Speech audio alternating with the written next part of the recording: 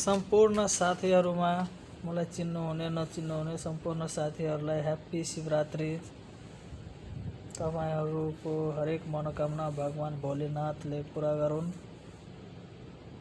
आज दिनमा भिडियो बनाउन नसकेको हुनाले आज राति भिडियो बनाउँदै छु। काममा यति धेरै बिजी थिए कि भिडियो बनाउन नै सकेन, बनाउन पाइएन भिडियो। आज हिन्दूहरुको महान चाड शिवरात्रि। यो शिवरात्रिको दिन पनि भिडियो बनाउन सकिएन। परदेशमा यस्तै हुन्छ, परदेशीको पीडा यस्तै हुन्छ। तपाईहरुलाई आशा गर्छु तपाईहरुले राम्ररी नै शिवरात्रि मनाउनु भयो होला। परदेशी हामीलाई शिवरात्रि मनाउन पनि पाइदैन।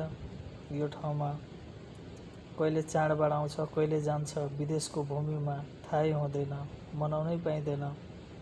आशा गर्छु तपाईहरुले हर्ष उल्लासको साथ मनाउनु भयो होला।